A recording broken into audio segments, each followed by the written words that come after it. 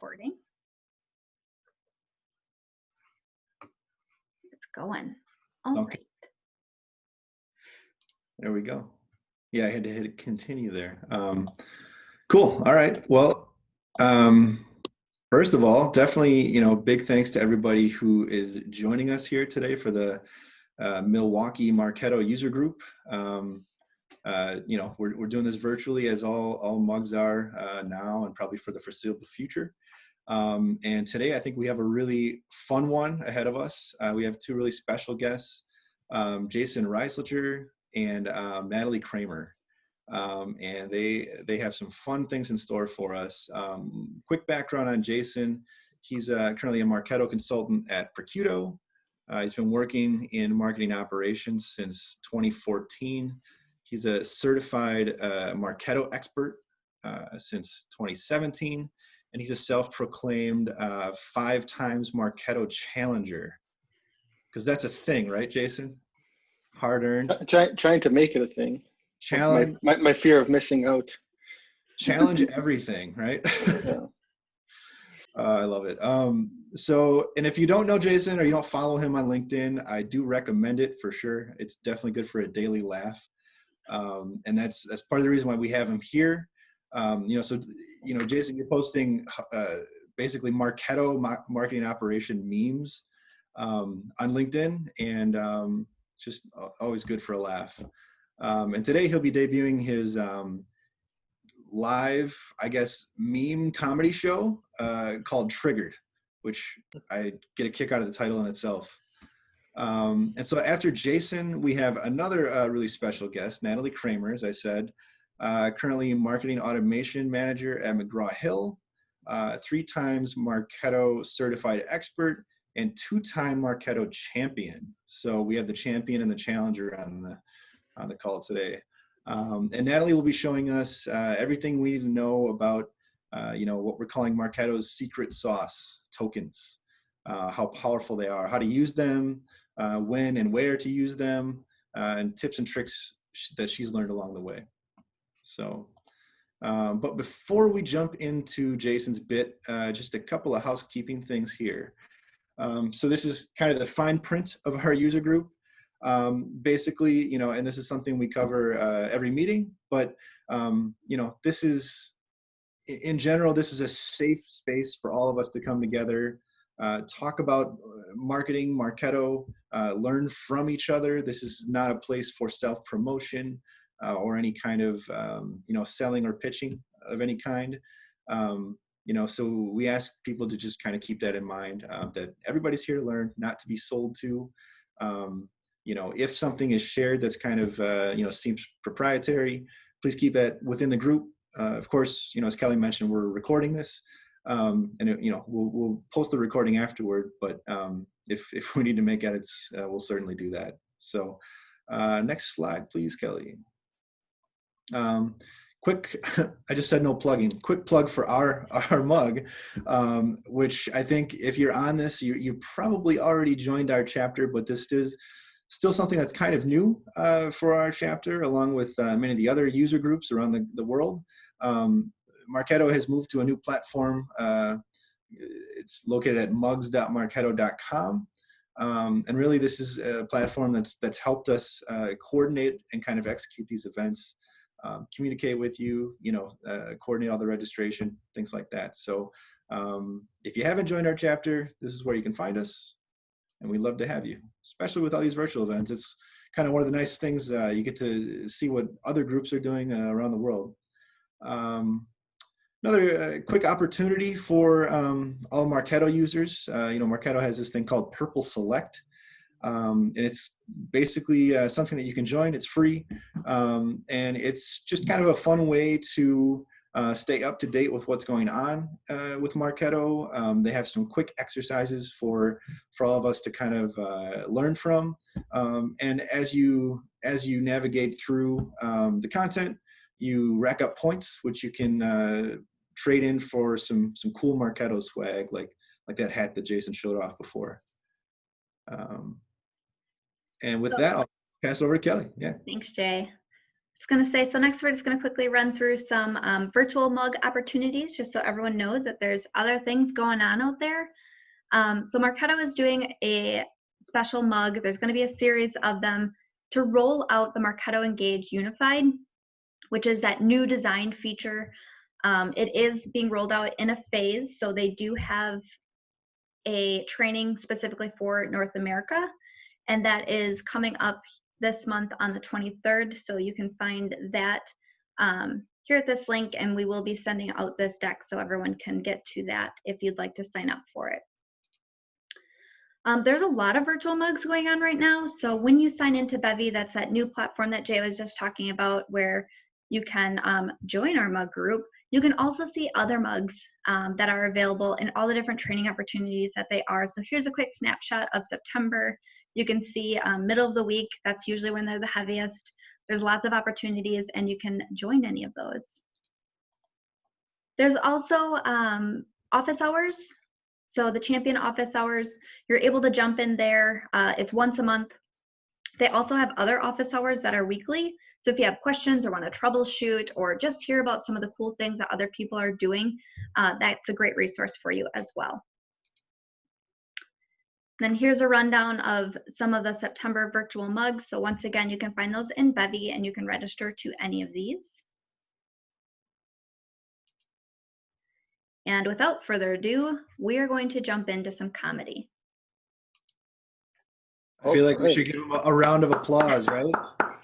Step on stage, Jason. All right. Well, thank you very much. I'm going to try to share my screen here. It's afternoon. Are you enforcing a 2-drink minimum here, or? I don't think that's ever an issue for people in Milwaukee, but yeah, let's see. All right. All right. So it is great to be here, and especially among all the other ACMMEAs, ACEMEBPBs, and ACPMEBPs. So I think I got that right. I actually had to type that out in order to remember it, and I think Google Docs thought I said on my keyboard. But so a little bit about me. I am an ACEMEPB, and I've actually never been on a smart list in my life. I'm not a marketing rock star either. I'm much too chill. I'm more of a marketing jazz cat, you know. Although one time I actually applied to a company that was looking for a marketing rock star, and like when I arrived, I destroyed the lobby, and when I met the hiring manager, I asked if they were like ready to scream, and you know, I didn't get the job offer for that particular opportunity, but you know, it's great to be able to do this here for the Milwaukee Mug. I have the home field advantage, obviously, and you know, I know that there's people potentially on this call are watching the recording from other areas, so I will actually speak in code strictly for the people in Milwaukee. So, you know, I hope this presentation gives you something to discuss around the bubbler or when you're waiting at the stop and go lights. One of the things that I love about Marketo is the personalized experience that you can have based on location and language. So I always set up my forms like this. So if someone, you know, chooses Wisconsin as their state, I like to have, want to get emails from us? Yeah or no? And then, of course, you also can't forget the warnings. Be like, oh, looks like you forgot your email address there. So it's always nice anytime you can add that personalized touch. But yeah, 2020 has been a rough year. If I could change that score, I'd like -5 billion for 2020. But 2020 has been the Steve Harvey to my Miss Columbia dreams. But my buddy was trying to cheer me up. He was like, hey, listen, bud, the sky's not falling. And then to find out Marketo is killing sky, I was like, well, that's kind of ironic. I do love Marketo Engage, though. I think the name is really tough to get used to. Sounds like an evil command you should give a robot. It's like Marketo Engage, which I think would actually be quite a bit cooler and help people adopt the name. I wish I had Marketo in everyday life, though. I would love to be able to keep track of everything. Like, I'm terrible about remembering details of people that I just met. Like, this is a picture of the flow in my mind. It's like you meet them, and then 2 minutes later, you can just go ahead and null out all of those values. I also wish there was scoring. Like, wouldn't that be great if someone like told you they like Nickelback and you could just subtract 100 points from their score? I don't like everything about Marketo though. Like, unfortunately, Marketo does exactly what you tell it to do. It's like, yes, Marketo, of course I want to email all of my competitors for that special event. So that's a flaw that I have with it. But I think the Marketo community is what really sets Marketo apart. I do have an option an idea to improve it though. And I think we can remove some unnecessary steps. Like, I think if you submit a question, it should just get sent right to Sandy's email address. I love Sandy. He's an absolute savage. I actually got to speak with him in person for the first time this year, and it was better than when I found out Santa was real. It's always so disheartening though, because I'm always like, I'm going to go into the community, I'm going to start answering questions, then only to find out that everything's been answered already. Then you get to the one that hasn't been answered, and you're like, well, there's no way that I'm touching that one. I did know that my presentation is supposed to be on the lighter side, but I did want to cover a few things in case anyone is new to Marketo Engage on the call. So this is how a hidden field works. This is how Munchkin code works. This is how you can use the remove from flow step in a smart campaign. This is the difference between an API and a PI. So like, if you're trying to track down someone who went missing in Hawaii, you're probably going to need the latter. But I haven't checked LaunchPoint recently. There might be something out there. This will inevitably happen to you anytime you start working in Marketo, where every idea on how to fix things comes to your mind right as you're about to fall asleep. And then finally, when people are going to ask you what you do for your career, you can expect this type of response. So like I said, another Matthew McConaughey meme here. But if you're new to marketing automation, mistakes are going to happen. And in fact, if you haven't sent an email to the wrong group of people or an email with placeholder text, have you even really worked in marketing automation? Of course, these are the emails that all of a sudden everyone wants to open. Suddenly everyone's really engaged with your brand. But then you also have the opposite of doing something like sending it out where something isn't activated that's supposed to. You spend 3 hours trying to troubleshoot it only to be like, I found the issue. I still left my email address filter in place. And you have to fess up to it because like, you can't blame it on the system. Like, everyone can just check the audit trail, or as I call it, the snitch. But us marketers, we love our data, even the data that's completely useless and outdated. Like, we never want to delete anything. Like, lead that we generated 5 years ago hasn't interacted with the brand in 4 years. Turns out their lead source was incoming fax. We're keeping them in the database on the chance that they might MQL. And then of course we can recommend increasing our fax budget. The average length of a time someone spends at a company is 4.6 years. So a name you generated in 2015 most likely doesn't work at that company anymore. Now, sometimes I wonder if people are going through their database and like, oh, I wonder if this Jason Raisleger from Perkuto is related to the Jason Raisleger from Integrative Therapeutics. It's weird, they're both in Green Bay too. But we have to collect our data because we have reports to create, right? People expect all the numbers that we collect are gonna match up perfectly too among the different systems. They're like, why doesn't our calendar scheduling tool match up with our social media advertising, match up with what's in Marketo, match up with what's in web analytics? It's like, I don't know, why doesn't the lying scale at my doctor's office match up with my much kinder and accurate scale at home? It's an imperfect world. But people love their vanity metrics, and then it's like, why did open rates fall from 31.6% in July to 29.3% in August? And then it's nothing really noticeable. So you're like, you know what it is? It's the length of the subject line. But then we'll also get requests to do subject line tests on super small audiences, which I always think is really funny. And then we can freak out because then there's a 4% increase in opens in one of them. It's like, well, why do you think that happened? It's like, well, probably because you and I both received email B and we both opened it.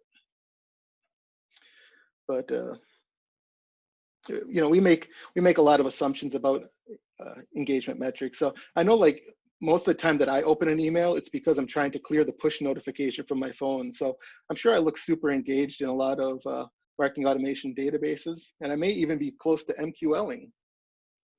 I do love the arbitrary nurture of a lot of lead scoring programs. It's like we're just picking out numbers out of the air and assigning them to actions. But I think we should mix it up a little. Like, I hate that, like, for a high value web page visitor or something, we'll give it a score of 10. It's like, it doesn't always have to be 5s and 10s and 20s. Like, make it 14 or something, something kind of out of the ordinary. I do find it too, if we're not producing enough MQLs, we have a really simple solution. Lower the threshold. Like, it's never that we should change our marketing or generate better leads or anything like that. It's always like, if there was a shortage of doctors, medical schools were like, you know what, we're going to start accepting people with C's, you know, we got to get those numbers up. There are some other things that drive me nuts about marketing automation, though. And I'm sorry, but if there's anyone on this call, if you're using periods in your naming conventions, I'm sorry, we can't be friends, which I know is probably very sad for you. But I don't think these people that do this have ever worked like with data in Excel or Sheets before, where you've had to try to eliminate a field. It's like these people don't know their programs from their assets. You know? On the plus side, I have become an expert at how to use formulas in Excel to clean up this mess. Another thing I don't like is the arbitrary wait steps. It always seems kind of funny to me. It's like, we have too many processes happening to prevent this. So we're just going to guess how long it should take for something else to happen. It's like we're on an episode of The Price is Right. It's like, shouldn't we identify the processes and handle the order of operations? It's like, wait step seems easier.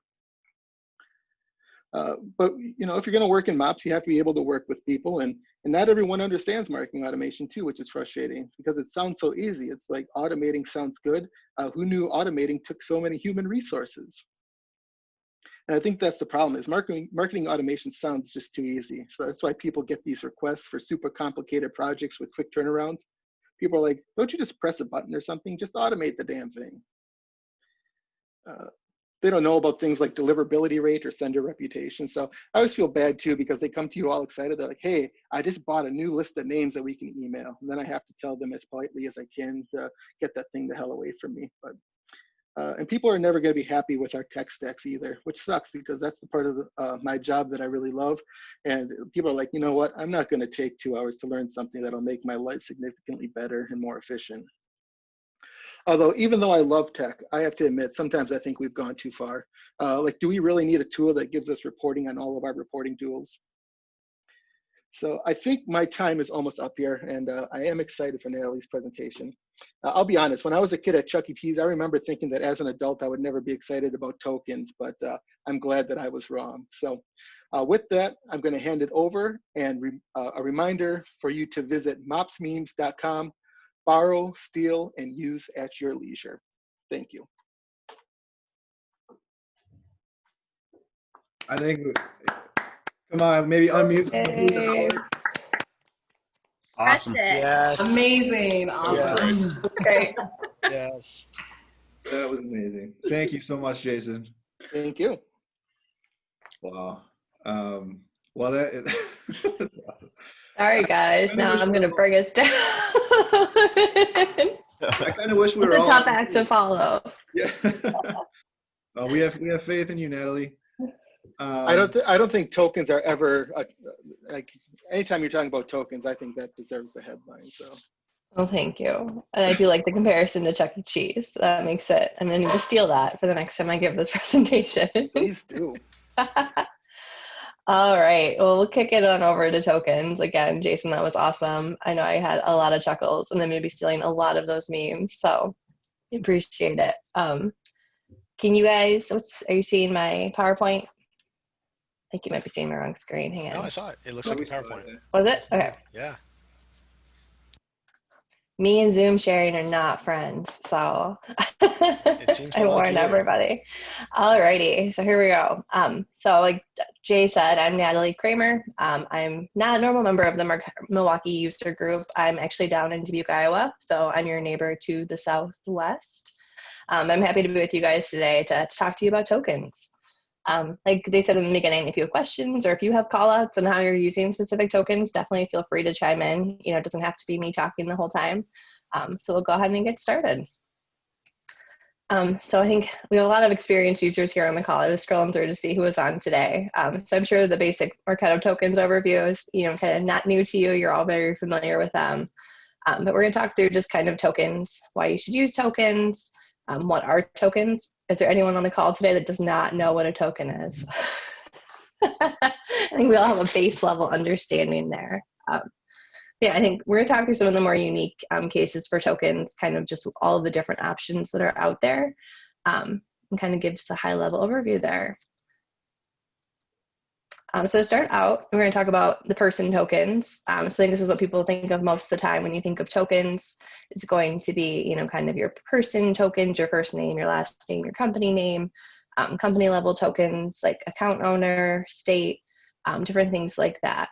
I think obviously your token data is only as good as your database. So I think that's important to keep in mind. You know, if your first names and your last names are a mess, you have word capitalization or things like that, notes about people in their first name and last name categories. These are all things to remember too. I know one of the really cool use cases that we've come up with for tokens is using the rep names that we have in Marketo. So our rep relationships are really closely tied with our customers. We're in the higher ed space. So when people are going out, they're on campus, they're talking to instructors every day. So there's a lot of personalization there. So it's a little bit different than what your normal, you know, rep relationship might be. So we do a lot of campaigns where we actually send from the rep's name and email address. So it really ties in to that relationship and what people already know about McGraw-Hill.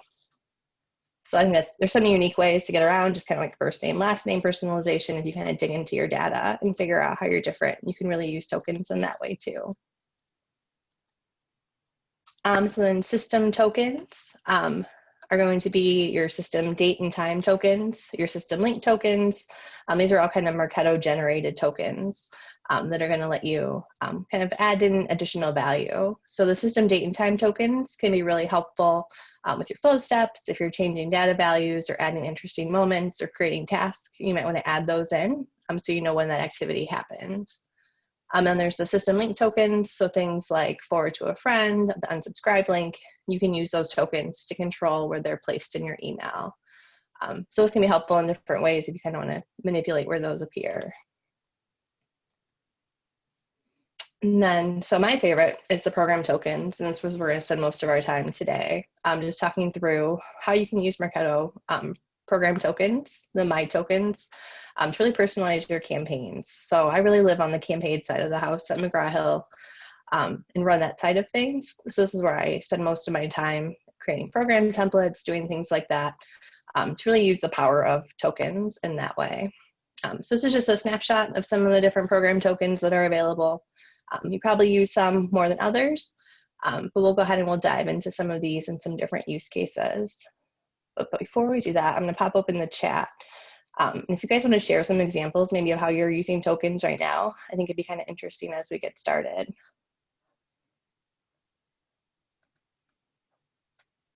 I don't know that I'm sharing in the chat. Let me see here. Hey, Natalie, while you're doing that, on your previous slide, I noticed there was a system token called Munchkin ID. I don't think I've ever seen that one before. Do you know like how people typically would use that? Is that like if you have more than one instance running, or? Yeah, you know, that's a great question. I pulled some of this from the product docs and I haven't actually used it myself. And I noticed that as I was running through it the other day that I've never come across that one before. But what about everybody else on the call? Have you used that for anything? I used it to stamp another field. So I have an API grabbable version of a person's Marketo ID, but that's pretty much it. Yeah. All right, so in the chat, seeing lots of script tokens, webinar registration, confirmation emails, branding elements, emails from account managers. Cool. So we'll keep going here. And if you have any specific use cases as we run through these, definitely feel free to chime in too. So I think one of the most commonly used program tokens is the rich text token, just because of its flexibility. So you can do this a lot for like your HTML text in emails or on landing pages. The example I have here, we use it a lot in our webinar campaigns. I know someone else mentioned that too in the chat. So we have like our webinar description that we use to pop into all of our different emails, our confirmations, our reminders. We have a webinar key highlights token that we just added. So for different follow-up emails, if people were no-shows or attendees, we use that to kind of pull in the highlighted items into the email. So we're not having to go in and edit, you know, a bunch of individual emails. Then other program tokens, the plain text token, obviously it's kind of your classic. I use this a lot for our website URLs and our CTA links. It can be a really good opportunity to pull in those if you have them in multiple emails in your program. You can put that in there, and then it'll populate down into all of the emails or landing pages you have in the program. So it saves a lot of time, especially those webinar campaigns. You think of all the different places, you might have a registration link. This way you only have to change it once if it gets updated for some reason. And we also do that with like our recording link for our webinars, just so it populates down into all of those spots. But some other use cases for this, that what we do, especially for email or programs that have multiple emails, is we use a from email, from name, and reply to email. So that way it's consistent throughout all of our emails, all of our alerts, everything is populated via the token. And I think those are probably the program tokens we update the most. So if you're changing it across your program, in the middle of kind of your setup, it's really easy to make the change one time. You don't have to worry about it updating it throughout. So that's a big one for us, which seems simple, but it always ends up saving us time. And then a special just call out with the any URLs you are using for your CTAs. You just remove that HTTPS or HTTP in the token, and you want to populate that in the email just so that the tracking all populates correctly. So in the calendar file, I know this can be, not everyone uses this out of the box. It tends to work really well for us. A lot of the people we are working with are on Outlook, just based on the universities and things like that. So we tend to default to the Add to Calendar token, which can be really powerful. You can just add it to all of your reminders. It still surprises me the emails I get for webinars that do not have an Add to Calendar link anywhere in there, but it really helps with your, getting people to the event.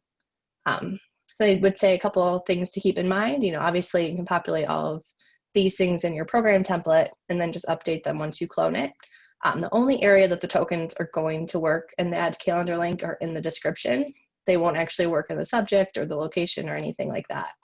So those things all need to be manually populated. And then score values. I know this is a big one for us as well. So we have a pretty robust scoring program running, and we're always kind of iterating on it. So we actually have a program set up for all of our scoring, and we use the score tokens to change those lead scores. That way, instead of having to go into numerous smart campaigns and update the score values, we can just do it right from that program level and update it really easily, and also just have a snapshot of what all of those scores are in one spot. And I think, I think we were around like 50-ish score values. So you can imagine if you're updating multiple, this will save you a lot of time of clicking through everything. So then email script, I know someone mentioned, I think Chris, it was you, said that you're using the scripts for your campaigns. So we have a couple use cases that we use for it. We don't have a lot of experience on our team internally with velocity scripting, which I think it's, either you have it or you don't on your team. So we've worked with an agency partner to kind of develop that over the years and continue to tweak it. But I'd say if you don't have someone internally that can do it, there's a lot of really good resources out there that can kind of help support you in that way. But I pulled in one of the ways we use that here. So the use case for this, kind of going back a little bit, we have instructors who are using our digital products, but it's their students that are actually purchasing it. So we want to let the instructors know, how many people in their class have signed up, how many of them are still in trial, how many of them are going to expire. So on a weekly basis throughout the semester, we send them this report. So they can have all the data at their fingertips. But this is pulling from multiple custom objects and all kinds of different things. So it's not as simple as, just pulling a value into an email. So we have a script developed just for that. And I would say with scripting, it's important to keep in mind that you can't over-engineer it. It can be very easy to say, like, we want to do it in this time frame, we want to do it with all of these different values and all of these different filters, but the more you complicate it, the more likely it will be to break. So this is a script, the example here, we've iterated on, I think, like for 3 years or so, and we keep making improvements to it, but we're getting to the point where we're kind of making too many changes. And there's so many kind of things in play that we need to be careful where we kind of go next with that. So I'd be curious for anyone else on the phone that's using scripting, do you have any feedback on that? I would just add, there's also a file size limitation. You can only have, I think it's 140K or something like that in the size of your actual code file. Otherwise, it's too big of an asset for Marketo to actually send. So like you said, you iterate and iterate and iterate, you actually might hit the ceiling of how complicated your token can be if it's actually too long. So yeah, that's a great call out. It's a weird one. I I don't even know if it's documented, but it's definitely there. It's definitely exists. Yeah, and I know we've run into things. We were pulling in a lot of data with our product usage, and the script will only reference the last 10 updated custom objects. So it's like weird little things like that that aren't necessarily documented. And the more information you're pulling in and the more things you're referencing, you kind of start to learn them. And sometimes you teach support them too. So it's kind of a learning experience. Hey, Natalie, I do not have experience with Velocity Script in emails. It's one of those things that like I've heard about here and there, but never actually have seen them use or use them. Are you able to like, I'm guessing there are other people on the call in the same boat. Are you able to kind of like describe what that is, like in terms of how you talk to a kid, you know? Oh yeah, and that's kind of almost beyond me. I know how to describe what I look for and what I need in the script, and that's when we really start to rely on our agency partners. So like for example, for this one, we try to narrow down on a time frame. You know, so we're looking very specifically at custom objects that have like a date value, like after a certain date, just to make sure we're not pulling in, you know, from our whole universe of custom objects. And kind of that way I look for things excluding certain values. But yeah, really, I could show you, I should have pulled in what the actual script looks like, but it's kind of like a foreign language. No, it's fine. I put you on the spot. And No, you're totally fine. I should have pulled it in because it's like every time I go in to try to make an update, I'm like, I need to reach out to our agency. All right, we'll keep going here. So this is just kind of some other additional program tokens. It's funny with tokens, it's like, so I've been using Marketo for 5 years now, and there's still like, I don't use date tokens, I don't use number tokens, like until you have a use case for them, you know, just kind of, it's another option there. But as I was kind of reviewing my PowerPoint, I actually thought of a use case for like the Salesforce campaign token, you know, that we've never done before. So I think it's kind of keep challenging yourself, and like as you create program templates and new, you know, types of campaigns, to really think through like, is there a different way I can use a token that I haven't thought of? Like for the Salesforce campaign example, like we were looking, we didn't want to sync to the Salesforce campaign on the program level because the campaign and the program don't have matching statuses. So we're going to sync on the individual smart campaigns, and you can actually use the token to pull into the flow step. And we're doing like 40 programs. So it would have been like 80 updates throughout all the programs. But instead we're able to use that in the flow step to kind of alleviate some of that work. So I think it's little things like that. It's like, you know, I've talked about this and looked at this before, and I'm like, I don't know how I would use that. And all of a sudden, you know, if you're in Marketo every day, you know, there's probably some way you can make your life a little bit easier. And there was one important thing to call out. My tokens, they won't actually work in Sales Insight, in Dynamics, or in Salesforce. I don't know how many people are using that. I know we don't use that too much, but if you are pushing templates over into Salesforce for your sales team to use, it's really important to keep in mind it's only going to be the person and the company tokens that will populate into those emails. I'm going to pause there. I have a couple examples of kind of how we used tokens on kind of like the high level. Does anyone have any questions about the different types that are available? I'd like to ask you about the image token and sort of the file name for that. I seem to get a lot of errors where it says the file name's not formatted properly. Yeah, so it's funny. I actually noticed when I pulled like the screenshot from the product docs on the different types of tokens, they don't actually even call out the image token in the docs, which I was surprised by. So this is a campaign we do. It's for like our new edition announcements that we send out twice a year. So depending on the semester, we could have anywhere between 40 and 200 campaigns that we have to scale.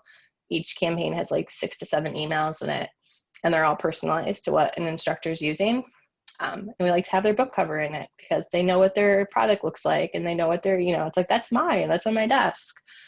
Just so there's a lot of familiarity there. So we have found, we've actually started using the URL. It's already loaded on like the server for our website. So we're not loading it into Marketo or anything like that. We're kind of using the image URL that already exists somewhere else. And we've never run into any issues with it. But we're always including like the full URL and all of that. And it seems to always pull in and populate. Okay, so you actually just have the URL like in a token, in a text, in a plain text token? We use the image token and then just populate the URL. So this is just a dummy URL here. A link to cover URL?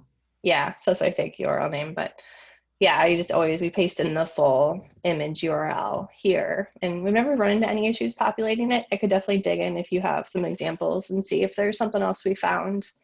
I know we played around with it quite a bit in the beginning when we started using it. Okay, thanks. Can you control the image size like within the email editor then, or do you have to just make sure that the image you're pulling in is the appropriate size? Yep, so we control the image size from within the email. So as you can imagine, a book cover is always, longer, and the width is usually, similarly constrained. So what it looks like on the website, that rough mock-up will work, and then we constrain it to the same size within the email and all of the emails. It's been a while since I've set this one up. You guys are making me think about how I did it like 3 years ago. No, but that's worked really well for us, using that for the image. And it's not something we do a lot on other emails, but on this, I think we've run thousands of campaigns using this template at this point. So it's always been really scalable for us. But yeah, other than that, the image token, we have a lot of other just plain text tokens to pull in different values into the email. So I included the email mockup here so you can kind of see some of the different things we're doing. This is kind of like the token's greatest hits, if you want to say. We have the personalization on the first or on the last name. We're using their rep name as a signature line. We're also using the rep name for the from and reply to, and the from name. So everything is kind of looking very personalized to that instructor. The title of their book and their book covers coming in. The pub month, that can change. So whatever that edition is publishing, we want to let them know that. And then all of the CTA links, so at the top and the button and then the book cover are all linked using a token too. So it's something we've iterated on for a long time. I think, like I mentioned with the campaign token before, it's like, don't get too comfortable with tokens because there's always a little bit more that you can do to kind of push it further. So yeah, this is one of our token babies that we're very proud of. And then something cool I just did recently with kind of a combination of program tokens and person tokens. It's not a very attractive way to show change data values, I can tell you that. I try to make it look as good as I can. Our challenge was with those rollover campaigns, like the one I was just talking about, instructors can tell us via those individual programs if they want to adopt. And they have a form that they can fill out with details. And our challenge was trying to bring it into our MQL program, which is its own separate program in Marketo, its own separate tracking. And it was always just kind of very disjointed. So the solution for that is we created a new MQL details field. So what we're able to do is now in the actual program with the form details, with kind of the product name, with all of those things, we're able to update that new field. So the product name pulls in as a token. If they fill out the form, those form details pull in as tokens, and those will all live on the person record. And then that populates in real time to that person's record. And then in our daily MQL routing, it gets picked up into those alerts. So it's kind of trying to figure out a way that we could have the personalized level on the programs, but then also fit into our larger routing. So it's really worked out well because before those alerts would have been separate and totally like disconnected from our MQL program, but we were able to kind of push those two together to kind of have a whole variety of information. And like I said, it's not very pretty to show how change data values populate, but it's kind of taking all of those values and figuring out how you can make it work for you. So then moving on from program tokens, before we jump into inherited tokens, does anybody have any other questions? I'm trying to follow along in the chat here too. And it looks like Chris too shared a link in the chat for the Velocity script resources. Looks like he wrote a blog, so thanks for sharing that. All right, so then let's go into inherited tokens. I know we have about 15 minutes left. I want to leave time for questions overall. So yeah, inherited tokens are going to be kind of your folder level tokens. And if you create an inherited token like at a higher level, it's going to carry down into all the programs underneath it. So really, again, the whole point of tokens is it reduces all of that time in updating your programs. So it's really kind of thinking through those items that you want to, kind of have consistent throughout all of your programs and assets.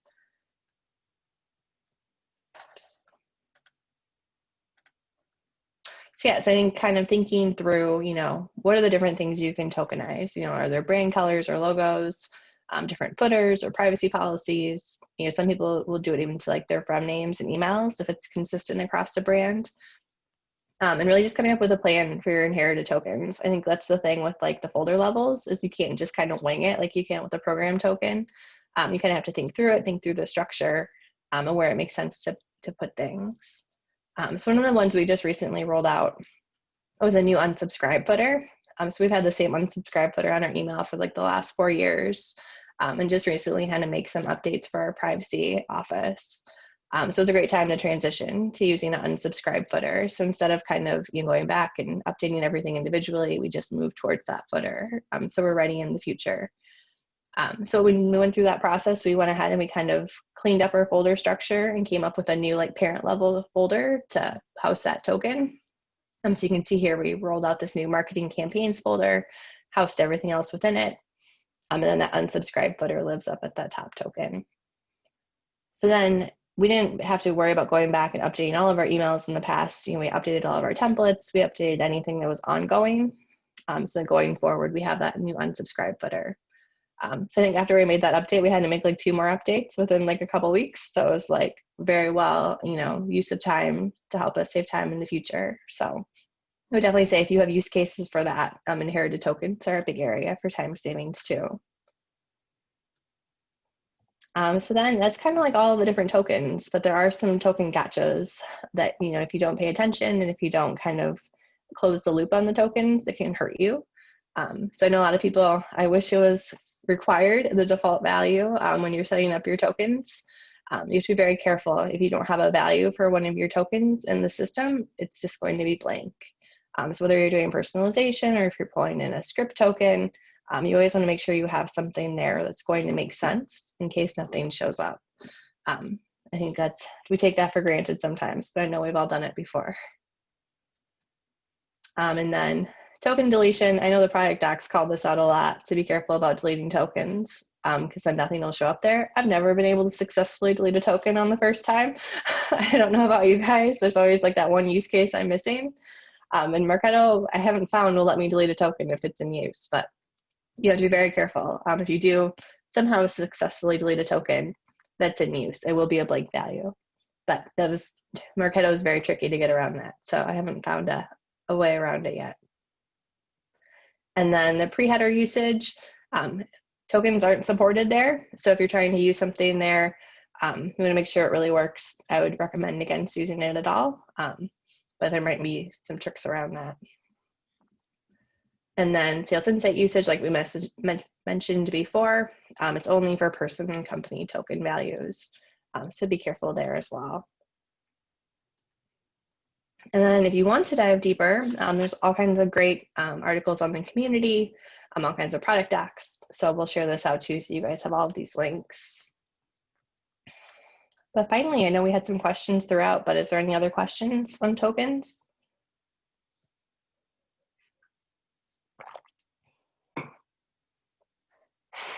With your MQL reason token, that's kind of combining those few different fields and that new value, or the product name. What happens if someone gets recycled? Do you clear that out, or do you just concatenate on top of it so you have like the old reason and the new reason, or how does that work? So we just rolled it out like a month ago, so we haven't gotten to that point yet. Typically for that program though, we do a clear of the values for all of our commonly used fields. So it's all tied to a new edition campaign that runs twice a year. So people could be getting it, multiple times a year. So we always rewrite all the fields to null before we run it, just because there could be old information in there. Right. Cool. Awesome. Any other questions? Natalie, I know you mentioned early on that you do a lot of emails where you're sending, on behalf of a salesperson. And obviously, that tokens are a great way to do that, but it really relies on the accuracy of the data and presumably your CRM or something like that. Yep. And we do a lot of that as well at our company. And I guess just curious to hear, your perspective from a QA standpoint, making sure that you're not sending emails out from the wrong people. How do you guys test that kind of thing ahead of a send? Yep. So there's a couple key times of year that our sales territories change, and the majority of the updates take place. I know we're lucky in that sense that we really don't see it more often than that.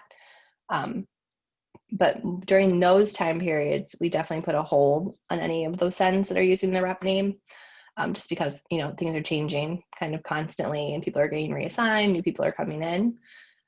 Otherwise, the CRM team has kind of some like placeholder names that they use.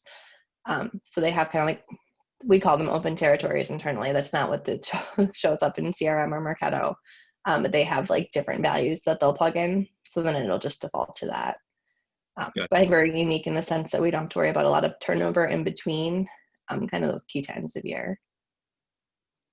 Gotcha. Yeah, thanks.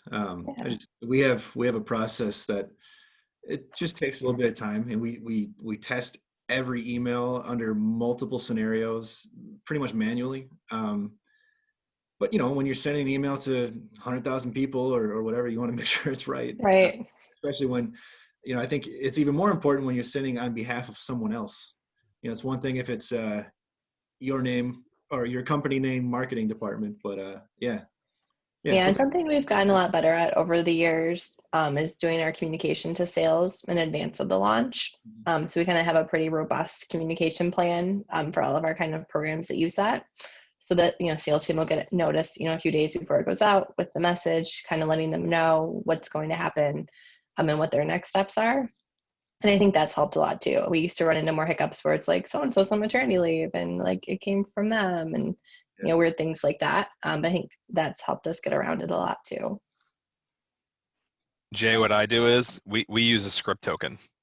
I mean, so basically, instead of just putting the raw, contact owner first name, we have a script token that's an inherited token that sits all the way at the top of the instance that basically scrubs out known like placeholder values or characters that are not letters, you know what I mean, or spaces. So we do some kind of QA, right? Like it literally just looks for, hey, if the sales owner name doesn't contain these 5, we know they're no-nos. Like Natalie, they do put open in our name fields. So we look for the word open and we look for the word pending or whatever. The key things that we know just operationally can be not real people's names. But so that's just a quick quality assurance, but we also blacklist, like people go out on maternity, I'll actually throw them into our script token rules as a suppression and then kind of pull them back out later. Because we have so much turnover that we kind of have to do that as a stopgap. Because like you said, it takes a while sometimes to get the actual update into the CRM. So I'm actually part of our offboarding process for sales. And that we actually put their names into a script token. It is manual, but at least we're confident then in the personalization end, right? So yeah, that's interesting. And thanks for sharing. We have a similar role in sales offboarding, where we actually use segmentation. So if somebody leaves, we're removing or we're basically segmenting people who were previously under their ownership, just in case. And if they are, we're defaulting to a more generic value. Yeah, that just has to be hard though, right? To manage a segmentation that complex, or is it not? It's more manual, right? Yeah, it's like the script is the same thing. It's just it's the same thing, just different execution. It's kind of the beauty and the curse of Marketo. Yeah. Other survival tips would be making friends with our sales ops colleagues, for those that manage that relationship as well. Buy them lunch and favors so that you can get the right reporting, or if possible, I was lucky enough in prior gig to also be the Salesforce CRM admin, so I could get direct access and run all the clean reports on that side and avert the issues in advance. But if you don't have that luxury, which many of us may not in other gigs, definitely best buddies with your sales ops, Salesforce or CRM colleagues to get ahead of it as much as possible.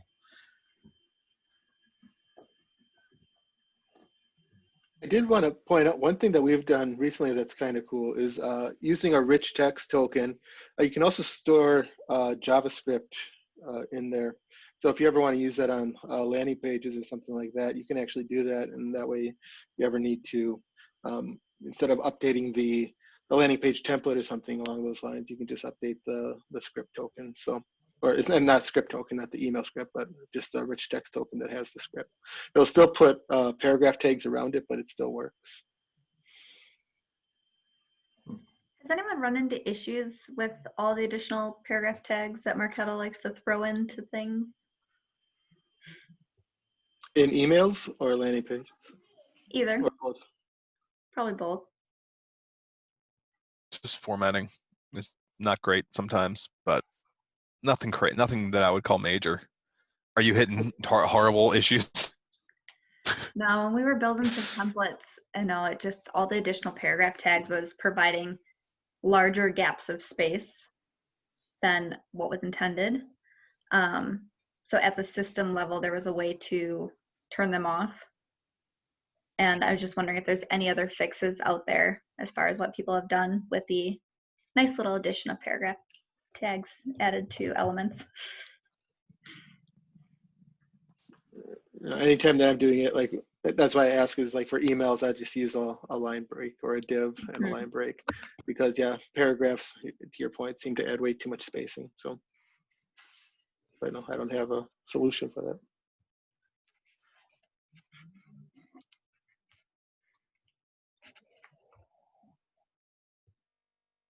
All right. Well, is there any other questions on the token front? Otherwise, I think we can open it up to anything else people have.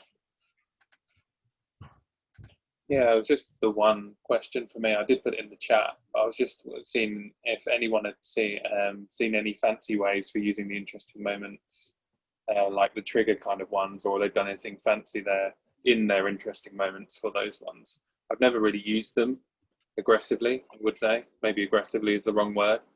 But, yeah, I was just curious. I put the link in the chat, those tokens. We've used interesting moments specifically for, like sharing different types of engagements back with sales, just to publish an interesting moment back at that, contact record if they're trying to track different types of engagements. So that too was in collaboration with sales, trying to figure out like what's important, like what do you want to know about? And so we kind of did a little bit of a pilot. A lot of it was like certain types of web page engagements, or downloaded whatever asset or watched whatever video they wanted an interesting moment published on that record.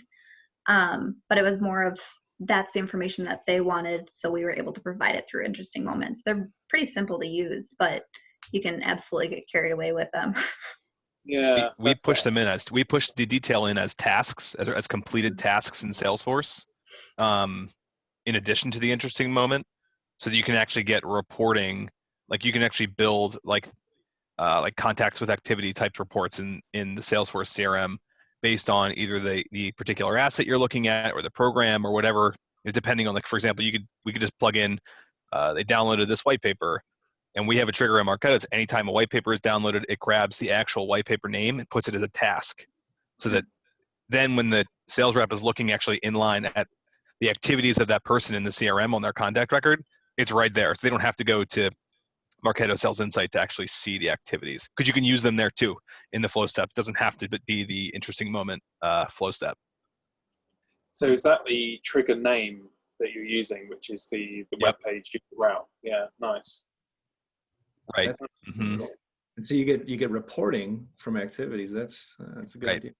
Yeah, volume is the biggest question mark. Like, we have a pretty small CRM. It's only a couple 100,000 records. It's not like millions of people. Activities are frankly pretty low, so it's not a huge problem for us. But like, if you've got a huge audience with lots of engagement, you're probably gonna blow up their file size limit for your CRM. So like Milt said, be best friends with your CRM owner, and maybe it won't be a problem. But that's about as fancy as we get, though, Warren. I mean, it's just putting it somewhere else. It's the same info, though. Yeah, I did have a question though. Like, can you be best friends with your CRM person? I didn't think that was the thing. I always thought it was an ongoing battle of where they just didn't apply your updates or didn't tell you about it. I think we're providing grounds for another MOPS meme from Yeah. here. Jason, improv now. Come on, a sales and marketing ops clashing meme is coming. I actually have a GIF for that. I'll post it on LinkedIn.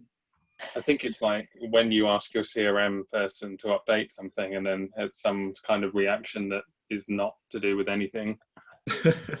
Right. That kind of thing. Oh, I'm so sad I missed the memes. Yeah, well, like Kelly said, we did record it, luckily, so we'll definitely share it after. Awesome. Yeah, I know we're a minute over time here.